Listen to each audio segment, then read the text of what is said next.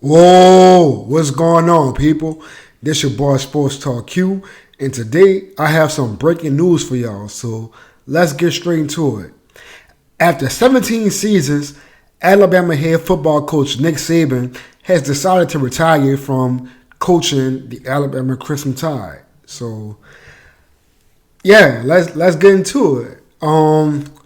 After 17 years and just dominating college football for the better part of 2 decades, I guess Nick Saban has finally decided that he's had enough. So we don't know exactly why because he hasn't given a reason yet, but we're going to speculate on that. So let's get straight into it. So over 17 seasons, he has 201 wins and 28 losses over his entire career. Over that projected time, he had 6 national championships at Alabama and 1 at LSU. So he, without putting too much stress on it, he is arguably the greatest college football coach of all time. So before we get to anything else, like as an LSU homer, Louisiana person, anything else, NFL fan, he is one of the greatest coaches of all times, bar none. Like, if you win 7 national championships at one level, you the GOAT. So that's first and foremost.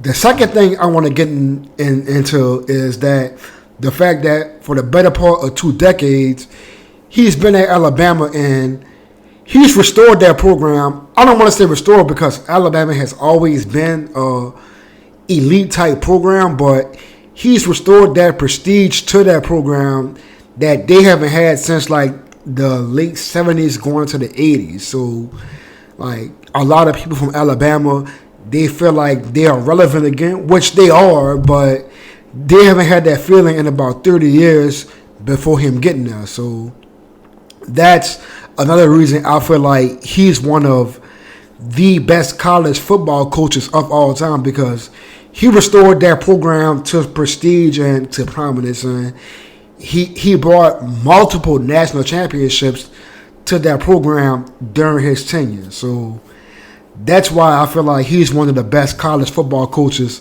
of all time, if not the best. So to add on to that, so because he's been there for that long and for the better part of 2 decades, he's been there and he's built that program up. Now that he's gone, who's going to replace him? So, some of the early candidates are like Deion Sanders or Lane Kiffin, or like the coach from Oregon, Dan Lanning, and other people like that. But at this point, it's too early to say. And I could say that honestly, like the Alabama fan base, like they're really, really selective in who they want to be their head coach. So this is going to be really, really, really intriguing to see who they decide on to be their head coach. So I'm really excited to see, not excited, but I'm interested to see who's going to be their next head coach. And I'm excited to see like what's next for these guys, because you got a whole lot of guys going into the transfer portal with the NIL. And now I also think that's part of the reason Saban kind of stepped back, because he can't really navigate this whole new field